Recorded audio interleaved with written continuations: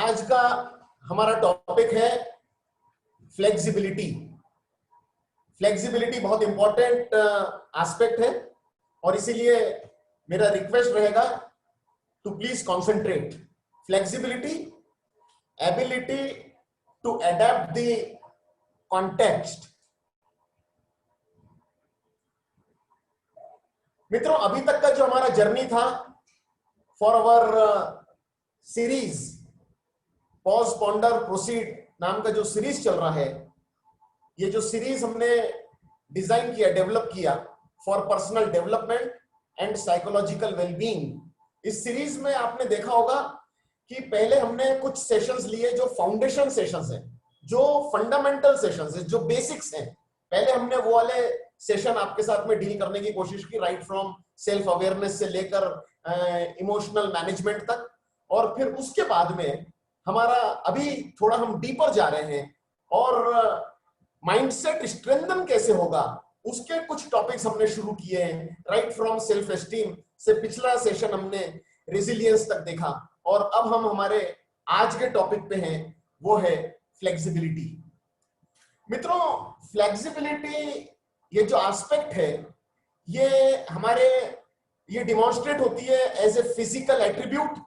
हम physically flexible होते हैं और फ्रैक्शन ऑफ मूवमेंट सेकंड्स में हम रिस्पॉन्ड कर पाते हैं। यहां जो फोटोज लगे हुए हैं, मैं आपको एग्जांपल बताऊं, एक विकेट कीपर रहता है, उसका रोल होता है कीपिंग करना, विकेट के पीछे खड़े होकर बॉल का ध्यान रखना और बॉल अगर बैट्समैन से पास हो जाए तो उसको अपने ग्लव्स में लेना, कीपिंग करना उसका काम है। लेकिन अगर मान लीजिए कि बॉल बैट को फ्लिक हुआ तो उसका कीपिंग का रोल छोड़कर वो कैचिंग रोल में आ जाता है और जंप करके, डाइव करके भी कैच करता है। Instant movement from one role to another, physically ये पॉसिबल है क्या? यस, ये पॉसिबल है। एक और पिक्चर मैंने यहां लगा रखा है, बहुत पुरानी पिक्चर है, बॉबी, मेरे बड़े पसंद की पिक्चर है, इसलिए ये वाला एक फोटो आपके लिए लगाया है। ऋषि कपूर अचानक डिंपल कपाड़िया के घर आता है और डिंपल उस समय किचन में काम करती रहती है और काम करते करते वो दरवाजे पे आ जाती है और वो उसका कुछ बेसन वेसन का कुछ बनाती रहती है, वो हाथ वो सिर पे लगाती है और उसके सिर पे सारा बेसन लगे। एक सिचुएशन से दूसरी सिचुएशन में मूव करना, ये फिजिकल फ्लेक्सिबिलिटी है और फ्रैक्शन ऑफ सेकंड में ये चीजें पॉसिबल हो सकती है। हमारी जिंदगी में भी ऐसे कई प्रसंग आते होंगे, रोजमर्रा की जिंदगी में हम भी देखते होंगे कि फिजिकली हम एक रोल से दूसरे रोल में कितना फ्लेक्सिबली चले जाते हैं। क्या ये नेचुरली होता है? यस, ये गुण नेचुरली मिलता है और ये काम के लिए ट्रेनिंग भी ली जा सकती है। जैसे कि कई सब्जेक्ट के खिलाड़ी होते हैं, कई अलग अलग खेल के खिलाड़ी होते हैं, वो लोग तो फ्लेक्सिबिलिटी के लिए ट्रेनिंग भी बाकायदा लेते हैं। और इस तरीके से मित्रों, फ्लेक्सिबिलिटी फिजिकल एट्रीब्यूट है जो कि नेचुरली भी होता है और ट्रेनिंग भी लिया जा सकता है। ये डिमॉन्स्ट्रेट होता है हमारे रोजमर्रा की जिंदगी में कि हम फ्रैक्शन ऑफ सेकंड में मूव कर जाते हैं एक रोल से दूसरे रोल में। So let us define what is flexibility. किसे कहेंगे हम flexibility? Flexibility is an attitude to quickly respond a changed scenario. तुरंत हम किसी दूसरे सिनेरियो में चेंज होने के लिए तुरंत अपने आप को बदल करते हैं, that is flexibility. To cope up with difficulties, कई बार बदल क्यों होता है? डिफिकल्टी से बाहर आने के लिए, ऑब्स्टिकल्स से बचने के लिए, ये सारे चेंजेस को ट्यून होने के लिए। एज अगेंस्ट बीइंग रिजिड रहेंगे तो कई बार हार्मफुल सिचुएशन होती है, हमने देखा है। मैं एग्जांपल दूं आपको, एक नेचर का एग्जांपल बताता हूं। अगर मान लीजिए बहुत आंधी तूफान आ रहा है या बहुत बड़ी बाढ़ आ गई है और ऐसी बड़ी बाढ़ में अगर रिजिड पेड़ रहा, 50-100 साल से कोई पेड़ खड़ा है और रिजिड है, उसके वहां से जड़ समेत उखड़ने के चांसेस ज्यादा ब्राइट हैं। लेकिन अगर घास होगी या पतली डंगाल होगी जो फ्लेक्सिबल होगी, कितनी बड़ी बाढ़ आ जाए, कितने आंधी तूफान आ जाए, वो झुक जाएंगे और जैसे ही आंधी तूफान निकला वो वापस अपनी जगह पे खड़े हो जाएंगे। To cope up with the difficulties, obstacles and changes as against being rigid, ये है फ्लेक्सिबिलिटी। और जैसे मित्रों मैंने फिजिकल कुछ एग्जांपल दिए या मैंने नेचर के कुछ एग्जांपल दिए, उसी तरीके से अगर हमने कॉन्सेंट्रेट किया तो हम मेंटल फ्लेक्सिबिलिटी पे भी आ सकते हैं। फ्लेक्सिबिलिटी सिर्फ फिजिकल रिस्पॉन्सेस में फ्लेक्सिबिलिटी होती है क्या? नो, फिजिकल रिस्पॉन्स में फ्लेक्सिबिलिटी होती ही है, लेकिन साथ साथ मेंटल फ्लेक्सिबिलिटी भी होती है, हो सकती है। नेचुरल कोर्स में कुछ परसेंटेज हमारे पास हो सकता है, और ट्रेनिंग के साथ में ये वाली मेंटल फ्लेक्सिबिलिटी को और ग्रो किया जा सकता है और बढ़ाया जा सकता है। उसी बात को आज हम देखने वाले हैं। मेंटल फ्लेक्सिबिलिटी तीन तरीके की हो सकती है। वैचारिक विचार हमारे फ्लेक्सिबल होने की चांसेस होते हैं, या भावना हमारी फ्लेक्सिबल हो सकती है, और स्वभाव हमारा फ्लेक्सिबल हो सकता है। मैं मेंटल सेटअप में तीन बातों की तरफ आपका ध्यान ले जा रहा हूं। एक है विचार, दूसरी है भावना, और तीसरा है स्वभाव। विचार चेंजिंग ए थिंकिंग स्ट्रेटेजी, भावना चेंजिंग ए इमोशनल रिस्पॉन्स, स्वभाव changing a mindset and characteristics. आइए एक एक करके देखते हैं। सबसे पहले हम देखते हैं विचार, कॉग्निटिव फ्लेक्सिबिलिटी, जिसे हम कहेंगे कॉग्निटिव फ्लेक्सिबिलिटी। तो मित्रों, डिफरेंट तरीके से सोचना, डिफरेंट अप्रोच करना, किसी भी प्रॉब्लम में हमको रिजिड माइंडसेट से न रहते हुए, हमने अगर कोई प्रॉब्लम आई है सामने, तो प्रॉब्लम को प्रॉब्लम न रहने देते हुए डिफरेंट अप्रोच लगाना, अनकन्वेंशनली विचार करना। नॉर्मल कंडीशन में हम नॉर्मल तरीके से विचार करते हैं, कन्वेंशनल तरीके से विचार करते हैं, लेकिन अगर डिफिकल्ट सिचुएशन है तो हमारे को अनकन्वेंशनली विचार करते आना चाहिए, वेरियस अप्रोचेस लेते आना चाहिए, और वो पहली फ्लेक्सिबिलिटी हमारे में होनी चाहिए। अगर हम ग्रो करना चाहते हैं, अगर हम चाहते हैं डेवलप होना, तो ये वाले स्वभाव का पार्ट हमारा होना चाहिए, हमारे माइंड का हिस्सा होना चाहिए कि हमारी विचार में लचीलापन हो। अभी मैं कुछ एग्जांपल से आपको बताऊं।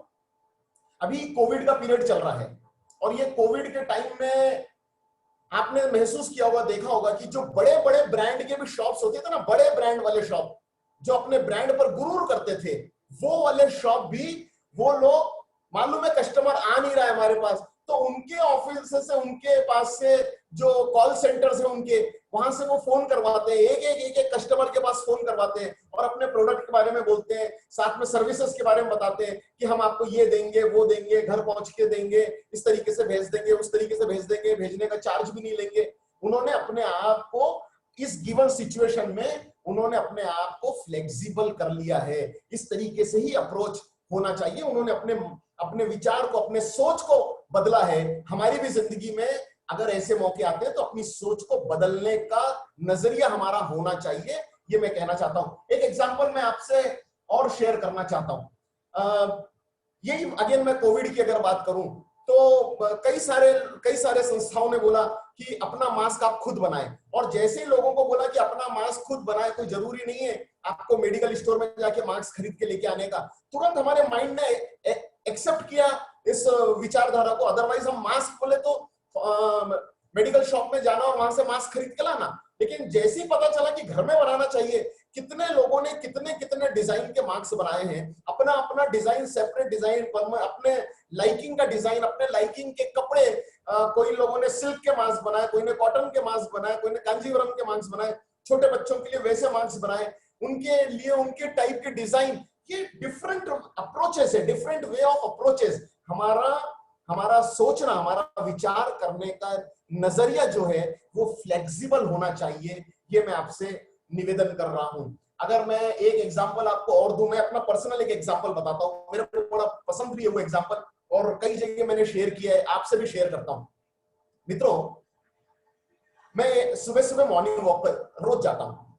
एक दिन मैं अपने रोज की जगह पर यूनिवर्सिटी में मॉर्निंग वॉक के लिए गया। उस दिन वहां पर रोड पर मैं जिस रोड पे चल रहा था, वो रोड में एक पाइपलाइन डाली जा रही थी, एक बड़ा पाइप रोड में डाल रहे थे, और वो पाइपलाइन डालने के लिए उन्होंने खड्डा बना के रखा था। एक 2.5-3 फीट का खड्डा था। अभी 2.5-3 फीट के खड्डे को क्रॉस करके उधर जाना मेरे को लगा कि मेरे लिए पॉसिबल नहीं है, और मैंने सोचा गई आज की तो वॉक, घर जाना पड़ेगा वापस। मैं बस सोच ही रहा था ऐसा, मैंने देखा पीछे से एक 10-12 साल का लड़का दौड़ते हुए आया, और उसने एक जंप लगाया, और जंप लगाकर वो खड्डे के उधर, उसके पीछे उसका एक दोस्त आया, उसने जंप लगाया और उसने वो भी खड्डे के उधर। मित्रों, जैसे ही मैंने इन दोनों को जंप लगा के खड्डे के उधर जाते हुए देखा, मेरा माइंड अलग तरीके से विचार करने लगा, सोचने लगा कि 1 मिनट पहले मैं सोच रहा था अब तो अपन वॉक आज कर नहीं सकेंगे, घर जाना पड़ेगा। मैं भी 3 कदम पीछे सरका, मैंने भी जंप लगाया और मैं भी खड्डे के उधर। Approach differently, adopt the different approach. दूसरे तरीके से, दूसरे नजरिए से भी विचार करना चाहिए और माइंड को तुरंत फ्लेक्सिबल, अगर माइंड रहेगा तो तुरंत हम नए तरीके को पकड़ सकते हैं, नए तरीके को काबू में ले सकते हैं, नए तरीके को अपना सकते हैं, जैसे मैंने इन एग्जाम्पल में बताया। एक एग्जाम्पल मैं और आपको देना चाहता हूं, मेरे को ये बहुत इंपॉर्टेंट टॉपिक है। मन की फ्लेक्सिबिलिटी, माइंड की फ्लेक्सिबिलिटी के 3 एस्पेक्ट मैंने बताए, और वो एस्पेक्ट बताए, विचार में फ्लेक्सिबिलिटी होनी चाहिए, हमारी भावना में फ्लेक्सिबिलिटी होनी चाहिए और हमारे स्वभाव में फ्लेक्सिबिलिटी होनी चाहिए। मैं पहली बात को डील कर रहा हूं, विचार की फ्लेक्सिबिलिटी, वैचारिक लचीलापन, और उसके लिए इसीलिए मैं 3, 4, 5 एग्जांपल दे रहा हूं ताकि आपके माइंड में प्रॉपर तरीके से बैठनी चाहिए ये बात। मित्रों, एक बार एक राजा ने अपने मंत्रियों से कहा कि मेरे पैर गंदे क्यों होते हैं, मेरे पैरों को धूल क्यों लगती है, और धूल लगनी नहीं चाहिए। अब पैरों को धूल तो लगेगी, धूल होती है, घर से बाहर निकलेंगे, महल से बाहर निकलेंगे, बट नेचुरली धूल लगेगी पैरों को। तो मंत्रियों ने तय किया कि विचार करने लगे कि राजा साहब के पैर को धूल ना लगे, इसके लिए क्या करें। एक ने सलाह दिया कि ऐसा करते हैं, अपन पूरे राज्य में कारपेट लगा देते हैं, कारपेट। राजा साहब कारपेट के ऊपर चलेंगे, धूल कारपेट के नीचे रह जाएगी, धूल नहीं लगेगी। किसी ने कहा इम्प्रैक्टिकल सोल्यूशन है ये, नहीं पॉसिबल नहीं, पूरे राज्य में कारपेट कैसे लगाएंगे। तो दूसरे ने कहा मेरे पास एक आइडिया है, अपन ऐसा करते हैं, पूरे राज्य में अपन पानी डाल देते हैं, पानी छीप देते हैं, और ये पानी अगर डाल दिया तो धूल डिसॉल्व हो जाएगी पानी में, राजा साहब के पैर को नहीं लगेगी। किसी ने कहा इम्प्रैक्टिकल सोल्यूशन है, सब गीला हो जाएगा, कीचड़ हो जाएगा, पॉसिबल नहीं है। वहां पर एक दरबान था, चौकीदार, उसने कहा मैं एक आइडिया दूं। उसको कहा यस बोलो क्या बात है। तो बोले प्रॉब्लम राजा साहब के पैर को धूल लगने की है ना, ऐसा करो ना राजा साहब के पैर को कुछ लपेट दो। न्यू आइडिया, और ये डिफरेंट अप्रोच जो आया सामने, फ्लेक्सिबल थे वो लोग, विचार कर रहे थे, सोच रहे थे नई आइडिया कहां से मिलेगी, सोल्यूशन चाहिए, और अनकन्वेंशनल थॉट प्रोसेस होना चाहिए। और इस तरीके से मित्रों, जूते और चप्पल का इजाद इस घटना के बाद से हुआ कि जो टारगेट है उसको ही लपेट दें जिससे धूल न लगे। तो मित्रों, मैं पहली बात आपसे निवेदन कर रहा था कॉग्निटिव फ्लेक्सिबिलिटी की, इस पे ध्यान रखिएगा। विचारों में लचीलापन होना चाहिए, वैचारिक लचीलापन। दूसरा बात मैं आपसे कहना चाहता हूं, इमोशनल फ्लेक्सिबिलिटी, हमारे भावनिक लचीलापन होना चाहिए। हमारे माइंड को इस तरीके से बनाना है कि वैचारिक लचीलापन और फिर भावनिक लचीलापन, इमोशनल फ्लेक्सिबिलिटी। मित्रों, ये चेहरा देख रहे हो आप, ये चेहरा नवजोत सिंह सिद्धू का। हमने पिछले कुछ सेशन पहले हमने नवजोत सिंह सिद्धू, इमोशनल मैनेजमेंट के समय हमने नवजोत सिंह सिद्धू का एग्जांपल लिया था। याद है ना आपको कि कैसे डिफिकल्ट सिचुएशन उसकी लाइफ में आ गई थी। उसके लिए कहा गया था स्टोकलेस वंडर, एक न्यूज़पेपर में आर्टिकल छपा था, स्टोकलेस वंडर, जिसकी वजह से उसको बहुत दुख हुआ था, उसके पिताजी को दुख हुआ था, पिताजी रोने लगे थे। कितने पावरफुल व्यक्ति, 2 time MLA, 2 time MP, 4 time MLA, क्या general of Punjab, attorney general of Punjab, इतना पावरफुल आदमी, वो रोने लगा। तो सिद्धू को कितना दुख हुआ उस समय। और ऐसे समय में इतने बड़े आदमी का बेटा, वो 55 लोगों में, 55 खिलाड़ी में उसका नाम नहीं, टीम से निकाल दिया गया उसको, स्टोकलेस वंडर। और ऐसे समय में इतने बड़े आदमी का बेटा छोड़ छाड़ देता क्रिकेट, लेकिन वैसा नहीं किया उसने। वो फ्लेक्सिबल था।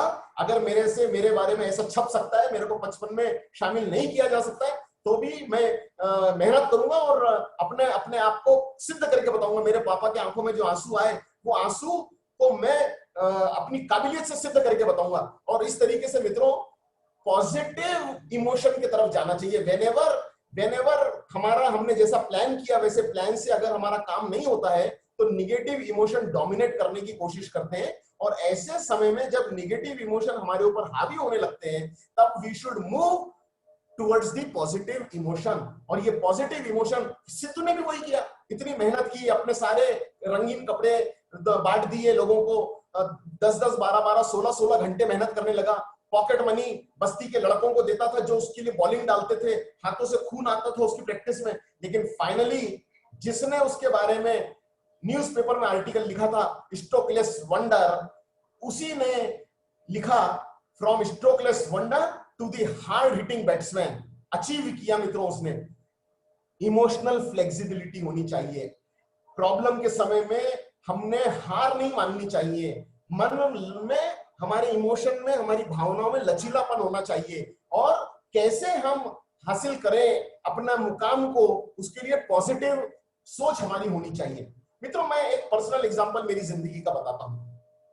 दिसंबर 1989 मित्रों, एक बहुत ही कठिन दौर मेरी जिंदगी में आया, और एक अनबिलीवेबल घटना मेरे परिवार में घट गई। एक रोड एक्सीडेंट में मेरे फादर और मेरी बेटी दोनों का एक साथ डेथ हो गया। मैं 28 साल का, हम 5 भाइयों की फैमिली में मैं सबसे बड़ा। 28 साल की उम्र में पिताजी और बेटी का एक साथ देहांत हो जाना, और 5 भाई के परिवार की रिस्पॉन्सिबिलिटी अपने ऊपर आ जाना। मेरे तीसरे नंबर भाई का मैरिज सिर्फ 3 हफ्ते पहले हुआ था। क्या क्या उनके मन पे, उस नए परिवार के मन पे, उस नई बहू के मन पे क्या होता होगा, उनके परिवार के मन पे क्या गुजरता होगा। मेरे 2 भाई पढ़ाई कर रहे थे, उनका बिजनेस सेटल करना, उनकी पढ़ाई पूरी करवा के बिजनेस सेटल करना, उनकी शादियां करना। टूट सकता था मैं, लेकिन मैंने अपने मन पर उस इतने बड़े हादसे के बावजूद अपने मन के ऊपर काबू रखा, और उसको पॉजिटिव तरीके से, मेरी जिम्मेदारियां क्या हैं, मेरे दुख से ज्यादा मेरी जिम्मेदारी का एहसास मुझे होना चाहिए, ये विचार करके उसको भी पार करने का, बिकॉज ऑफ दिस भावनात्मक लचीलापन होने की वजह से मित्रों मैं ये एबली कर पाया। मैं एक और एग्जांपल आपको देना चाहता हूं। मैं एक ऑर्गेनाइजेशन के साथ में जुड़ा हुआ हूं, आप में से अधिकांश लोग जानते भी हैं। हम लोग सुसाइडल फार्मर फैमिली के बच्चों को एजुकेशनल रिहैबिलिटेशन के लिए हमारे सेंटर पर लाते हैं, और स्टैंडर्ड 5th से लेके 12th तक उनको फ्री ऑफ कॉस्ट पढ़ाते हैं। उनका रहना, खाना पीना, कपड़े लत्ते, सारी चीजों की व्यवस्था हम लोग करते हैं, हमारा ऑर्गेनाइजेशन करता है। इस समय करीब 750 बच्चे इस तरीके के हमारे पास में पढ़ाई कर रहे हैं। मित्रों, मैं गांव महाराष्ट्र में इन बच्चों को लाने के लिए, रिहैबिलिटेशन, एजुकेशन रिहैबिलिटेशन के लिए जब गांव घूमता था, तो मैं महसूस करता था कि लड़के लोग आने से मना कर देते थे, और वहीं पर लड़कियां एक्सेप्ट करती थी कि हम जाएंगे पढ़ाई करने बाहर। मित्रों, विचार करिए, मैं मन में सोचता हूं कि लड़कियों का एक्सेप्टेंस मेरे लिए थोड़ा सा अनयूजुअल था। पढ़ाई के लिए नॉर्मली लड़के घर से बाहर जाते हैं, और फिर गांव के लड़के, किसान परिवार जैसे गरीब परिवार के लड़के, लड़कियां कैसे बाहर जाएगी। लेकिन लड़कियों ने कहा कि नहीं, हम आते हैं पढ़ने आपके साथ, और पढ़ाई करके हम भी अपने पैरों पर खड़े होंगे। उन्होंने इस तरीके से अपने विचार में, अपने सोच में, अपनी भावना में डर को हटाकर उन्होंने नए क्षितिज की तरफ देखा। पॉजिटिव तरीके से उन्होंने अपने इमोशन को टटोला, और आज ढेर सारी लड़कियां भी हमारे साथ में, हमारे सेंटर पर आई है, पढ़ाई कर रही है। एक और लास्ट एग्जांपल देने का मेरा मन, एक बात याद आ रही है मेरे को। मित्रों, मेरा एक रिलेटिव परिवार है, और उस परिवार में मेरी सिस्टर, कजिन, वो मैरिड है, और जो हमारे जीजाजी हैं वो ये पुड़िया में वो आता है ना, क्या बोलते हैं उसको, गुटका वो खाते हैं पुड़िया में, वो गुटका खाते हैं। तो बच्चे बड़े हो गए, उन्होंने अपने पापा को ये देखा बरसों से ये खाते हुए। जब बच्चे बड़े होने लगते हैं तो फिर वो रिवोल्ट करते हैं, नहीं खाना, आपकी हेल्थ में प्रॉब्लम होती है, ये होता है, वो होता है। लेकिन जिसको आदत पड़ी होती है वो कैसे छूटेगी, वो तो उनका रोज का लत लगी हुई है ना, इस बात की तो लत लगी हुई है, रोज खाते हैं वो। तो बहुत दिनों तक बच्चे बोलते रहे, उन्होंने कुछ उस पर ध्यान नहीं दिया। उनको मालूम है बच्चे तो ऐसे ही बोलते हैं, लेकिन इसका जो मजा आता है वो तो मजा आता है। एक दिन बच्चों ने पूछा कि कितने पैकेट खाते हैं आप रोज। तो उन्होंने कहा ठीक है, टालने लगे। नहीं, उन्होंने कहा कि हम मना नहीं करते, बच्चों ने कहा मना नहीं कर रहे आपको खाने से, कितने पैकेट खाते हो। तो उन्होंने कहा कि कोई 10-12 पैकेट खाता हूं। तो नेक्स्ट डे क्या हुआ कि बच्चों ने 10 पैकेट कट करके एक छोटे से बाउल में उन्होंने वो 10 पैकेट के मटेरियल को एक ही जगह जमा किया, और वो 10 पैकेट रैपर भी साथ में रखा, और अपने पापा को दिखाया, बोले पापा ये 10 पैकेट का इतना मटेरियल होता है और आप रोज इतना खाते हो, विचार कर लो, देख लो, आपको जैसा योग्य लगे, इतना इतना खा रहे हो, आपकी भी जिंदगी का सवाल है और हम पूरा परिवार आप पर डिपेंडेंट है और हमारी भी जिंदगी का सवाल है, फिर भी आपकी इच्छा हो तो आप खाओ, आप इतना खाते हो रोज। मित्रों, मैं हकीकत की घटना बता रहा हूं आपको, मेरे रिश्तेदार परिवार की घटना है और उन्होंने जब वो देखा कि कितना मटेरियल खाते हैं और उनकी उनकी भावना एकदम से उसमें परिवर्तन आया और उन्होंने कहा कि आज से बंद, अब नहीं खाऊंगा। और मित्रों, उस दिन का दिन है और आज का दिन है, उन्होंने वो जर्दा के साथ में वो क्या बोलते हैं उसको, मावा गुटखा, वो खाना उन्होंने बंद कर दिया। मित्रों, भावना में लचीलापन होना चाहिए, जैसे विचार का लचीलापन है वैसे भावना में लचीलापन, इमोशनल फ्लेक्सिबिलिटी भी हमारे जीवन का हिस्सा होना चाहिए। और तीसरी बात मैं आपको बताना चाहता हूं, डिस्पोजिशनल फ्लेक्सिबिलिटी। मित्रों, डिस्पोजिशनल फ्लेक्सिबिलिटी, नेचर की फ्लेक्सिबिलिटी, स्वभाव का लचीलापन, स्वभाव में भी, हमारे स्वभाव में लचीलापन होना चाहिए, हमारे विचार में होना चाहिए, हमारी भावना में होना चाहिए। और अब मैं आपसे कहना चाहता हूं, हमारे स्वभाव में लचीलापन होना चाहिए। We should be more practical and realistic and optimistical. We should be more practical, realistic and optimistic attitude और व्यू होना चाहिए। मित्रों, हमारा चक दे इंडिया का यहां पर एक पोस्टर लगा हुआ है, आपको मालूम ही है, चक दे इंडिया एक बेहतरीन फिल्म आई और ये रियल स्टोरी पर आधारित फिल्म थी। और फिल्म में क्या दर्शाया गया, कबीर खान जो कि इंडियन फुटबॉल टीम का कैप्टन था और अपना फाइनल मैच पाकिस्तान के साथ हम खेल रहे थे और पेनल्टी कॉर्नर लास्ट मोमेंट था बिल्कुल, और दोनों टीम इक्वल चल रही थी। हम लोग अगर ये वाला मैच जीत जाते तो हम गोल्ड मेडल जीत सकते थे। ऐसी अवस्था में लास्ट पेनल्टी स्ट्रोक लेने के लिए कबीर खान खुद सामने आए एंड बैड लक मित्रों, Kabir Khan missed that penalty stroke, वो गोल में कन्वर्ट नहीं कर सके। लेकिन उसका रिफ्लेक्शन क्या हुआ, लोगों ने किस नजरिए से देखा, कबीर खान पाकिस्तान टीम के अगेंस्ट जान करके इसने गोल नहीं किया और उसको कॉस्ट पे करनी पड़ी। मित्रों, टीम से बाहर कर दिया सिलेक्टर्स ने, देश भर में हंगामा मचा कबीर खान के नाम से, टीवी पर मीडिया में इतने लोग आकर चिल्ला चिल्ली करने लगे और उसके साथ में न्यूज़पेपर में उसके बारे में इतने आर्टिकल्स छपे। टूट गया मित्रों, वो टूट गया, निकल गया वो हॉकी के खेल से बाहर। और फिर कुछ सालों के बाद एक वुमेन हॉकी टीम डेवलप करने का काम हुआ, तैयार हुई एक वुमेन हॉकी टीम और उसको रेडी करना था फॉर दी ओलंपिक्स मैच के लिए, पार्टिसिपेट करने के लिए। और वुमेन हॉकी टीम, एक सिलेक्टर ने कहा कबीर खान एक एक्सपर्ट हॉकी प्लेयर रहा हुआ है, कैप्टन रहा हुआ है, उसको पूछ सकते हैं कि वो टीम का मैनेजर बनेगा क्या, कोच बनेगा, टीम का कोच बनेगा क्या। और कई लोगों के साथ उसको भी बुलाया गया, उसको ऑफर किया।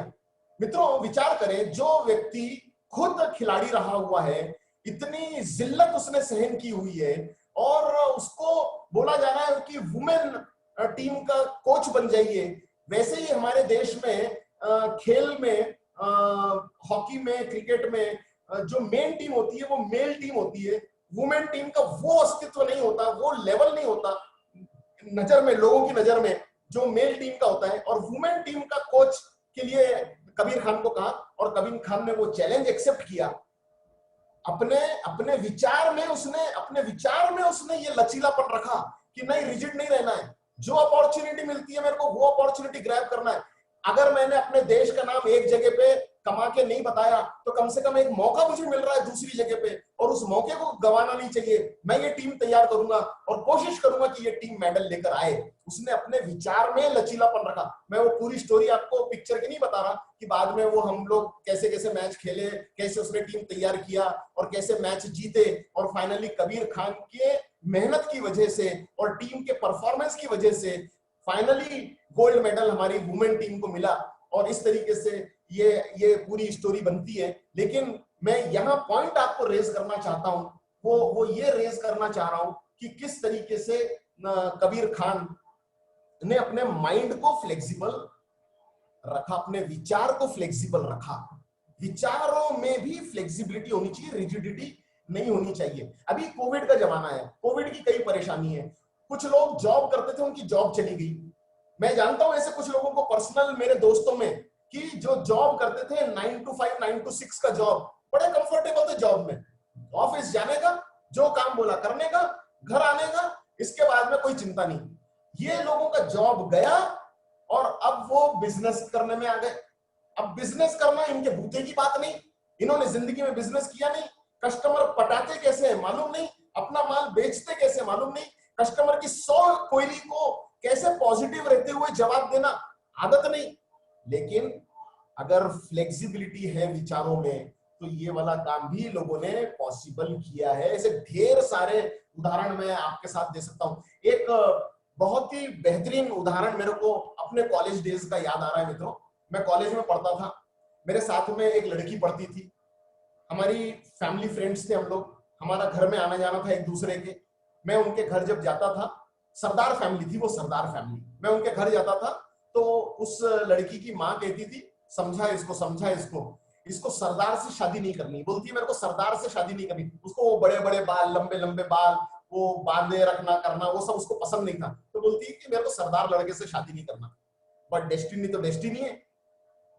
जिस समय उसके मैरिज का प्रसंग आया, हुआ ऐसा कि शादी उसकी सरदार से हुई। कहीं देहरादून का लड़का था, शादी होके वो देहरादून चली गई। शादी के कोई 15-17 दिन बीते होंगे। एक दिन वो दोनों हस्बैंड वाइफ में बात हो रही थी और बात होते होते उस लड़की ने अपने हस्बैंड को कम्युनिकेट किया अपने फीलिंग्स को कि मैं चाहती नहीं थी सरदार लड़के से शादी करना, क्योंकि मेरे पापा सरदार थे, मैं उनके घर में वो सब वो देखते व्यक्ति थी, मेरे को वो सब पसंद नहीं आता था और इसीलिए मेरी इच्छा थी मेरे को सरदार लड़के से शादी नहीं करनी। लेकिन डेस्टिनी कुछ और थी, भगवान को कुछ और मर्जी थी और मेरी शादी फाइनली तुमसे हो गई। Doesn't matter, I accept you, मैंने ही हाँ बोली थी तुम्हारे लिए।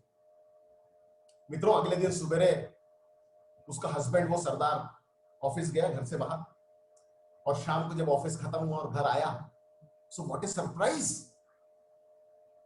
वो पगड़ी पहना हुआ नहीं था, उसके बाल लंबे नहीं थे, उसने कट करा के आ गया था बाल। What A flexibility of the thought process, विचारों में इतना लचीलापन। अनयूजुअल एग्जांपल मित्रों, मेरे खुद की क्लास में पढ़ने वाली लड़की के हस्बैंड की बात कर रहा हूं मैं। अनबिलीवेबल विचारों में लचीलापन। एक फेथ होता है, एक बिलीफ होता है, एक इतने वर्षों से एक विचार को हम अपने जहन में पालते हैं और सिर्फ अपन जिससे प्रेम करते हैं उसने एक बार क्या बोला तो हमने अपने इतने वर्षों के विचार को भी उस पे अड़े नहीं रहे, फ्लेक्सिबिलिटी रखी और वो भी छोड़ दिया।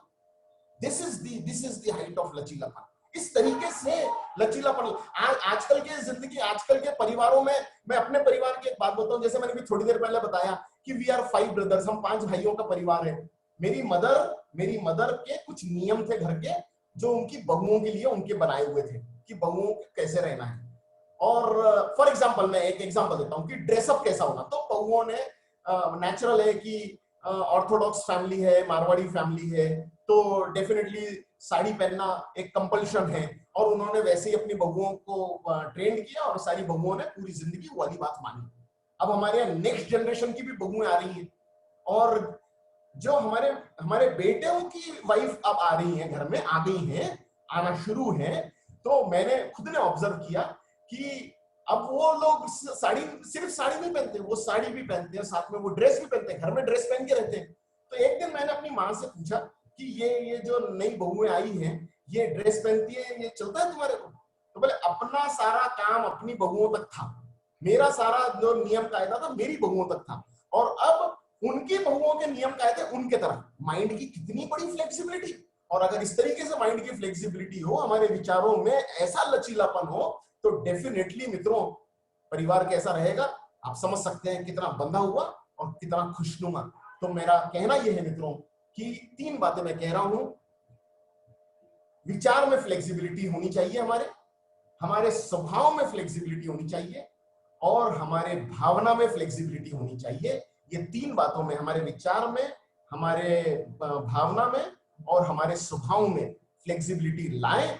ये मेरा आपसे विनम्रता से निवेदन है। अब ये लाएंगे कैसे फ्लेक्सिबिलिटी? फिजिकल फ्लेक्सिबिलिटी तो मैं समझ सकता हूं कि फिजिकल फ्लेक्सिबिलिटी अगर नेचुरल रहती है मन में तो रहती है, लेकिन हम उसके लिए ट्रेंड हो सकते हैं। हमने अगर कोई खेल खेल रहे हैं, हम बैडमिंटन खेल रहे हैं, तो बैडमिंटन के लिए कितना हमारे को फ्लेक्सिबल होना चाहिए, हमारे को कितना लचीलापन आना चाहिए हमारी बॉडी में, उसके लिए हमारा खान पान कैसे होना चाहिए, उसके लिए हमारी एक्सरसाइज कैसी होनी चाहिए, उसके लिए हमारा वेट कितना होना चाहिए, ये सारी चीजें जैसे हम फिजिकली अपने आप को तैयार कर सकते हैं, अगर मित्रों हमने अपने माइंड को ट्रेंड किया, मैं रिपीट करता हूं, अगर हमने अपने माइंड को ट्रेंड किया तो हम मेंटल फ्लेक्सिबिलिटी भी ला सकते हैं।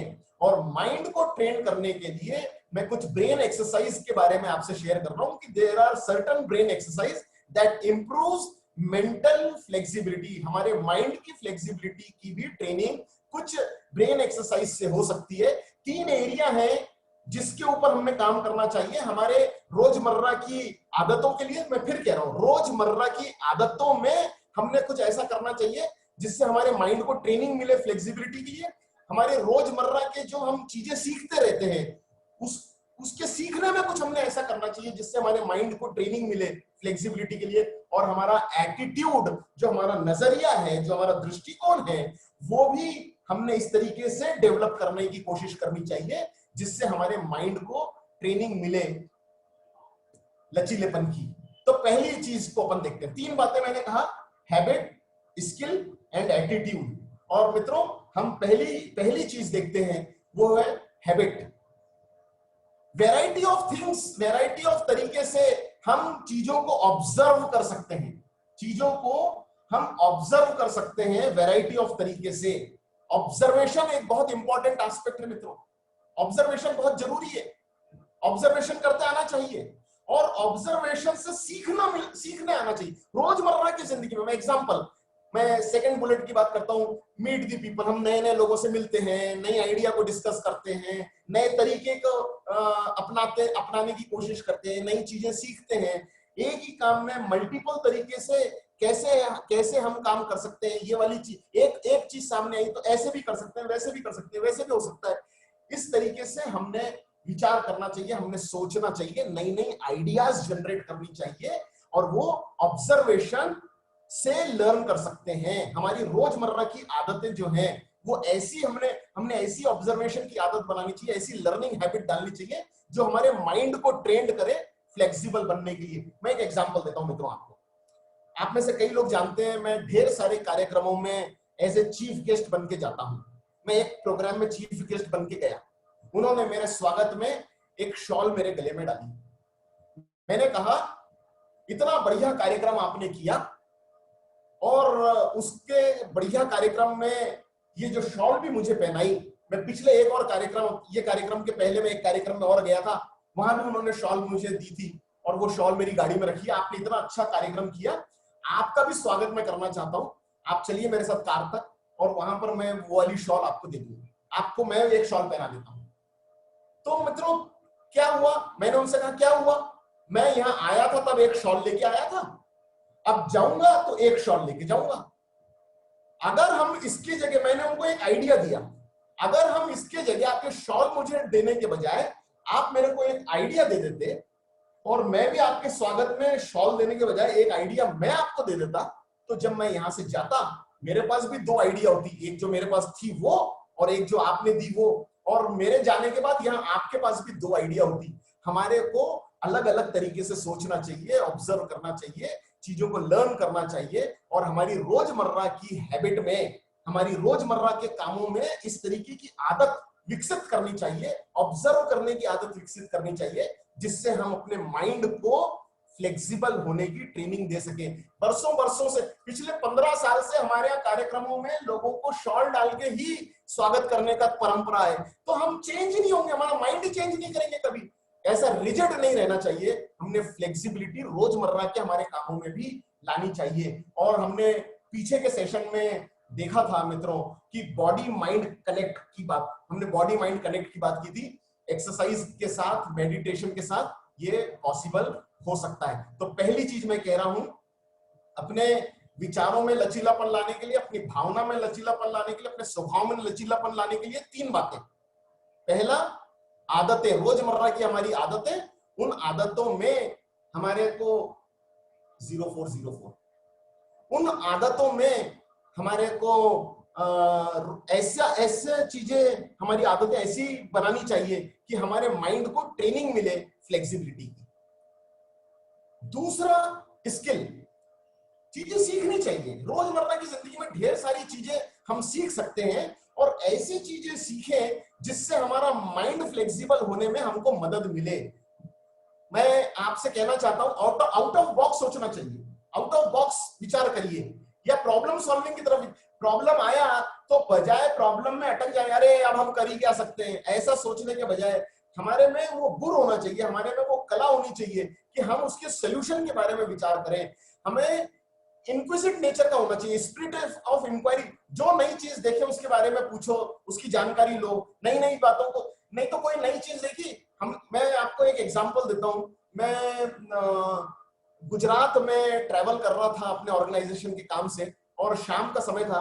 हम एक ढाबे पे खाना खाने के लिए रुके, और ढाबे पे मैंने देखा कि हम जिस ढाबे पे खाना खाने रुके हुए हैं, मैंने वहां पर देखा, छोटा सा ढाबा था, और वहां पर मैंने देखा कि वो CLF बल्ब, CFL बल्ब आते हैं ना, वो मैंने पहली बार उस तरीके की चीजें उस समय देखी थी कि वो ट्यूब, व्हाइट ट्यूब, ऐसी लंबी ट्यूब बल्ब के रूप में आती थी। और उस ढाबे पे मैंने देखा कि वो लंबी नहीं थी, वो ऐसी राउंड शेप की थी, और वो ट्यूब व्हाइट नहीं थी, येलो थी। मैंने फर्स्ट टाइम देखा येलो राउंड शेप की ट्यूब CFL बल्ब की। तो मैंने विचार किया कि ये ऐसी कैसी बल्ब है, फर्स्ट टाइम मैं देख रहा हूँ। तो मैंने वो वेटर को पूछा कि भैया कोई ये स्पेशल टाइप का बल्ब है क्या आपके पास? उसने बोला मालूम नहीं भैया, हम तो मालक ने लाके लगा दिया और ये लगा हुआ बल्ब है, यही उजाला देता है और इसी में हम काम करते हैं। मैंने तो कभी सोचा ही नहीं कि ये वाला बल्ब क्या क्यों है। तो पैसे जब चुकाने के लिए काउंटर पे गए तो मालक से पूछा ये नए टाइप का कुछ बल्ब दिख रहा है, इज इट समथिंग स्पेशल?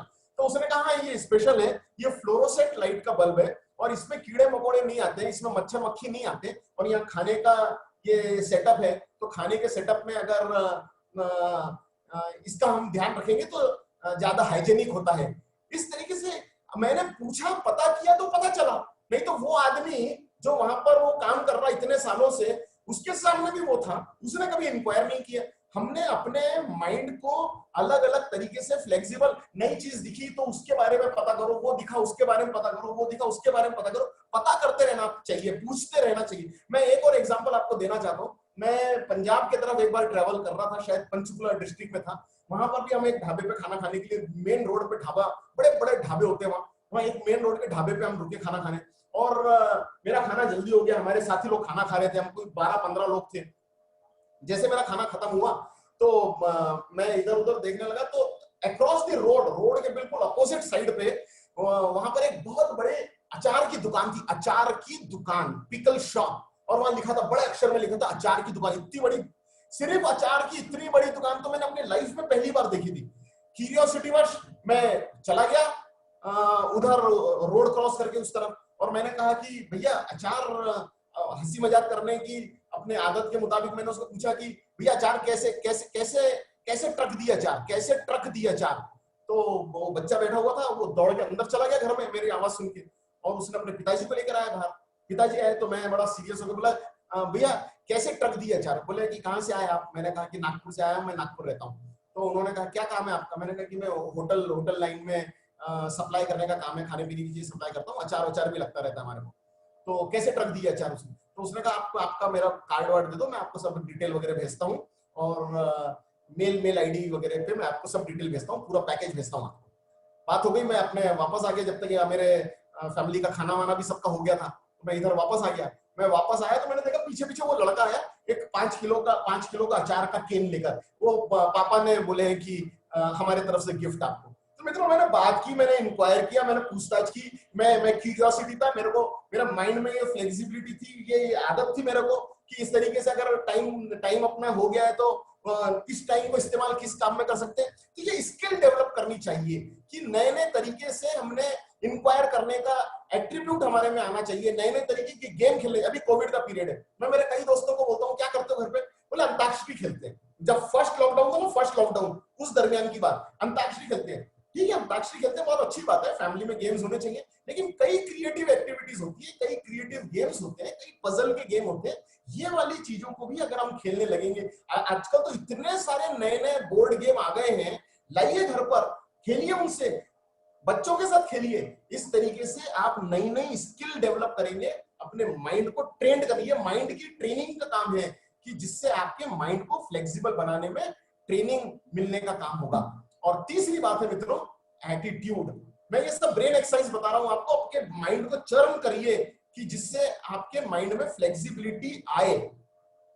तो मित्रों, तीसरी बात मैं कह रहा हूं एटीट्यूड को लेकर, कई तरीके के हमारे सामने प्रॉब्लम आते हैं, उसके मल्टीपल सॉल्यूशंस होते हैं, हमने उसके बारे में अवेयर रहना चाहिए। और ढेर सारी अपॉर्चुनिटीज सामने होती हैं, वो अपॉर्चुनिटीज हमको देखना चाहिए। और एट प्रेजेंट में इसमें से क्या अडेप्ट कर सकते हैं, अडॉप्ट कर सकते हैं, उसके बारे में हमारा विचार होना चाहिए। इस समय हम क्या कर सकते हैं, ऐसा हमारा एटीट्यूड होना चाहिए। एटीट्यूड शेपअप कैसे होगा, किस तरीके से हम एटीट्यूड शेपअप करें जिससे हमारे को मेंटल फ्लेक्सिबिलिटी होने में सुविधा मिले।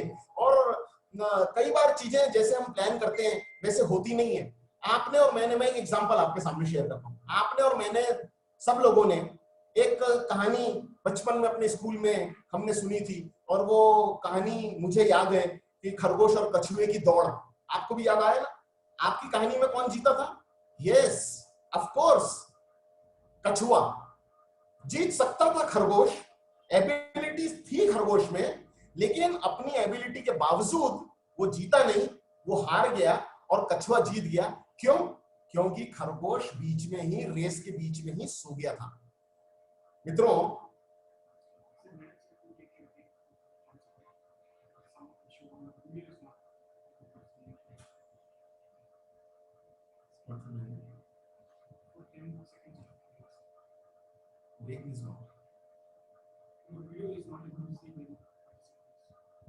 yeah, I've taken break, so now what? Come, do whatever you want to do.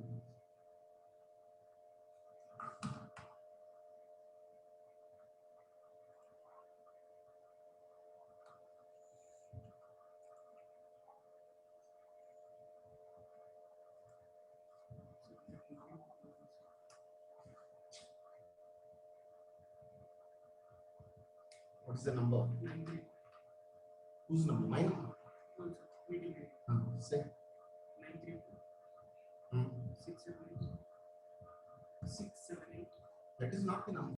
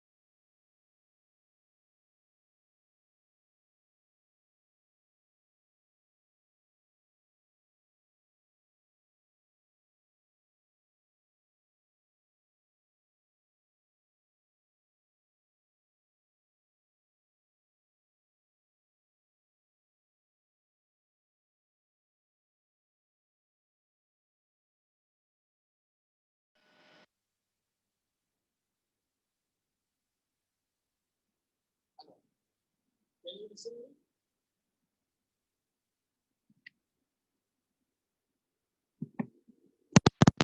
Hello.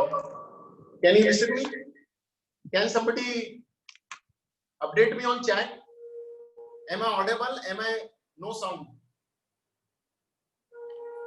Am I audible? Am I on video? Yes. Somebody said yes. Yes. Okay. Okay. Shall I continue?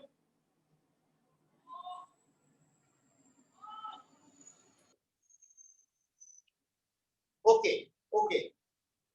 तो मित्रों देखो, अभी अभी ये जो परेशानी आई, अभी जिस तरीके से हमारा ये टेक्नोलॉजी की वजह से हमारा जो सेशन में इंटरप्शन आया, फ्लेक्सिबल एटीट्यूड होने की जरूरत है। टेक्नोलॉजी पे किसी का बस नहीं है, अगर कोई प्रॉब्लम आ गई तो आ गई है, 2 मिनट 3 मिनट। कुछ लोग अभी भी क्या किए होंगे, इसमें से लेफ्ट आउट हो गए होंगे।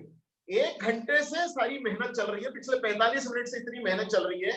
ये सारी मेहनत में लोगों को दिखा होगा कि किस तरीके से हमारे काम की चीज परोसी जा रही है, हमारे डेवलपमेंट के लिए, हमारे साइकोलॉजिकल वेलबींग के लिए ये सारी डिजाइन हो रहा है। मेरी टीम पीछे कितने कितने घंटे इसके लिए मेहनत करती होगी, ये सारा मटेरियल जमा करती होगी, लेकिन 2 मिनट 3 मिनट में भी हमारे को पेशेंस कई लोगों को नहीं रहता एंड लेफ्ट आउट हो जाते हैं। एटीट्यूड फ्लेक्सिबल होना चाहिए, 2 मिनट 3 मिनट 4 मिनट टाइम देना चाहिए। मैंने भी मेरे टेक्निकल पर्सन को टाइम दिया कि ओके नो प्रॉब्लम, होता है, तुम्हारे हाथ की बात नहीं है, do it, whatever you can do it, do it. तो इस तरीके से हमारे एटीट्यूड में भी फ्लेक्सिबिलिटी होनी चाहिए। और मैं यहाँ पर एक बात और आपको इंपॉर्टेंटली कहना चाहता हूं।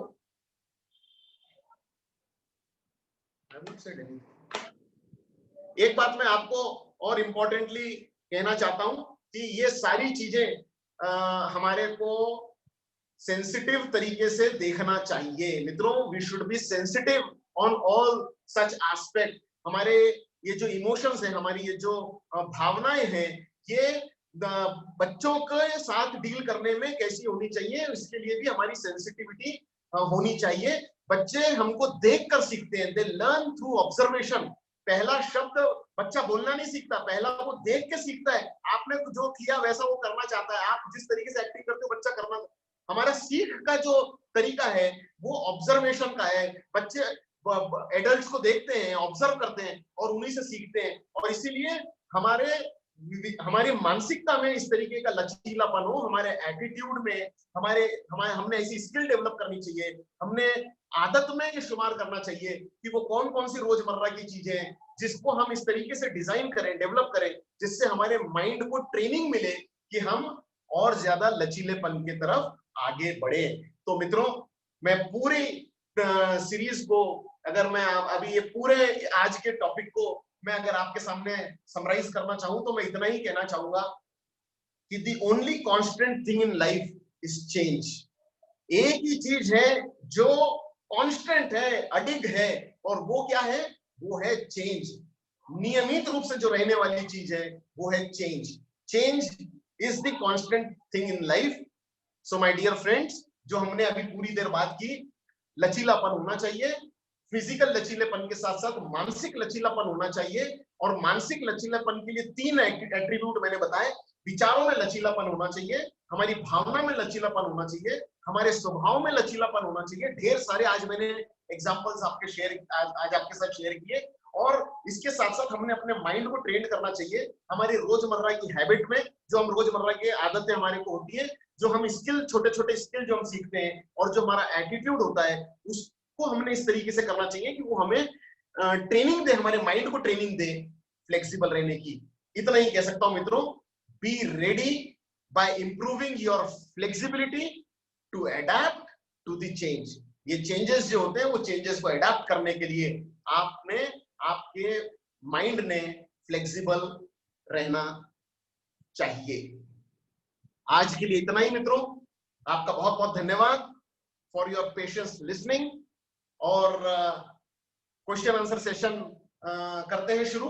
और टाइम आज मेरे बोलने में ज्यादा लग गया, I am sorry for that. Examples कुछ मेरे मन में आ रहे थे और मैं वो एग्जाम्पल्स से अपने आप को रोक नहीं पा रहा था, और इसीलिए आज एग्जाम्पल्स कुछ मैंने ज्यादा शेयर किए, लेकिन पर्सनल लाइफ के ज्यादातर एग्जाम्पल थे, रोजमर्रा की जिंदगी के बड़े प्रैक्टिकल एग्जाम्पल थे। मेरी अपनी जिंदगी के एग्जाम्पल थे जो कि मैंने खुद ने अनुभव किए, और मुझे मालूम है ये एग्जाम्पल जिंदगी में काम करते हैं, और इसीलिए मैं अपने सभी साथियों से वो बात शेयर करना चाहता था।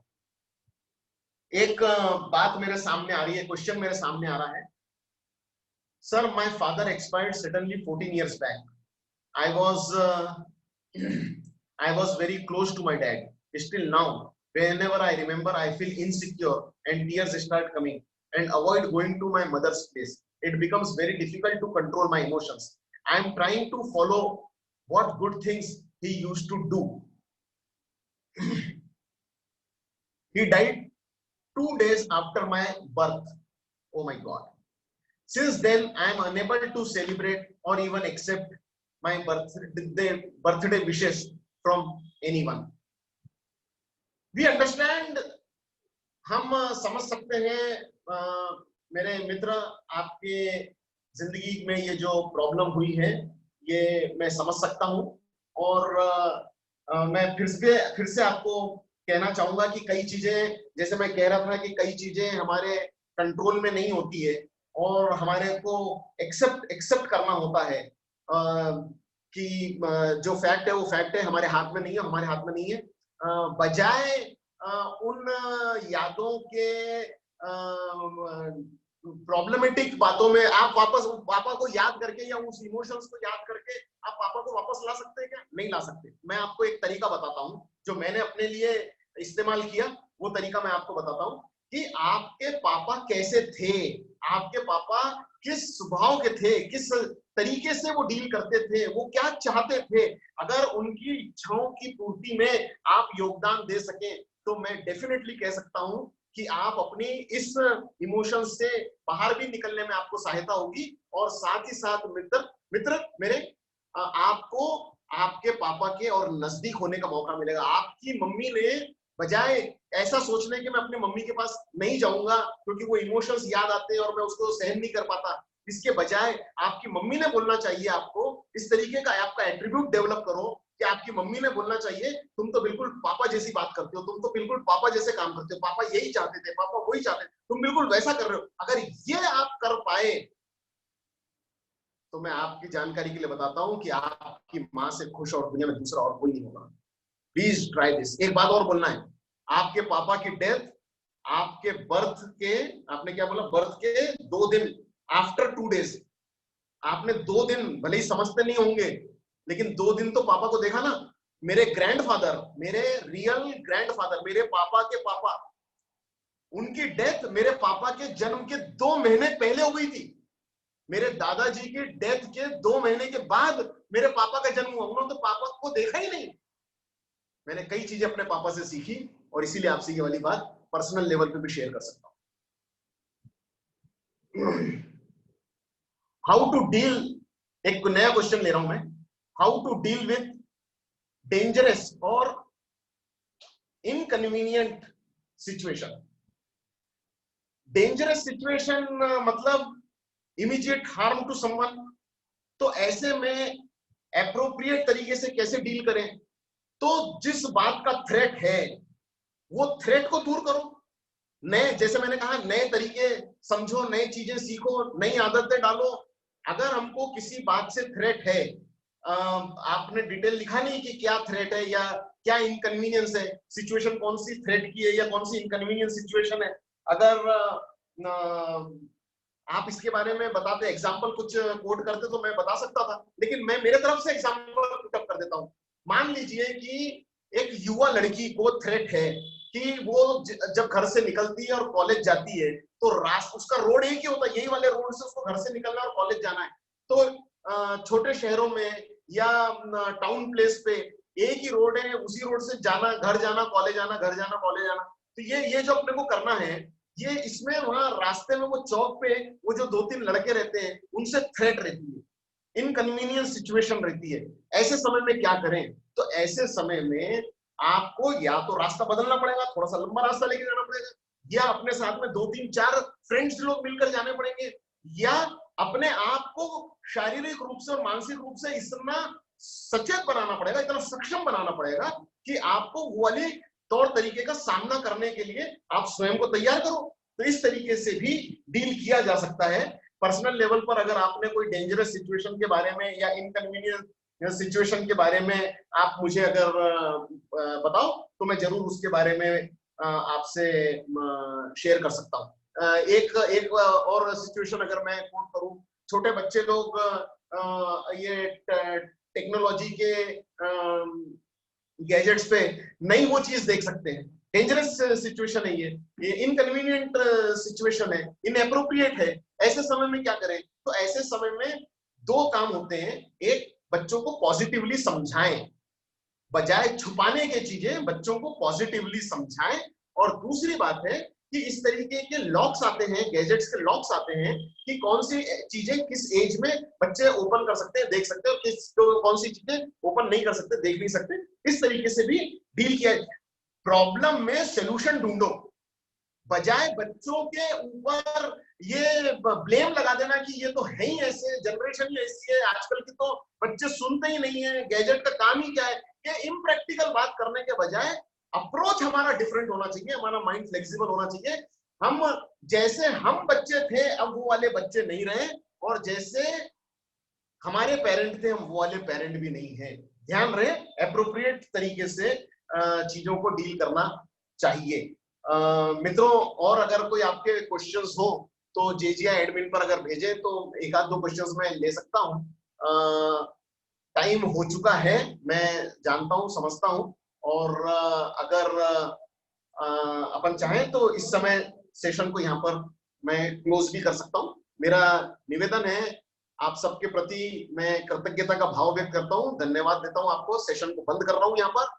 और आज का दिन एक इम्पोर्टेंट दिन है जैन धर्म में, मेरे अपने धर्म में बहुत इंपॉर्टेंट दिन है। 10 लक्षण पर्व आज समाप्ति का दिन है, अंतिम दिन है, और मैं सबसे उत्तम क्षमा याचना करता हूँ, उत्तम क्षमा मांगता हूँ। और अपने मन को फ्लेक्सिबल रखें। क्षमा मांगने के लिए भी मन के फ्लेक्सिबिलिटी की जरूरत होती है, मन को फ्लेक्सिबल रखें। क्षमा मांग रहा हूं, और बड़े मन से मुझे क्षमा करें जो भी मेरे से अविनय हुआ है उसके लिए।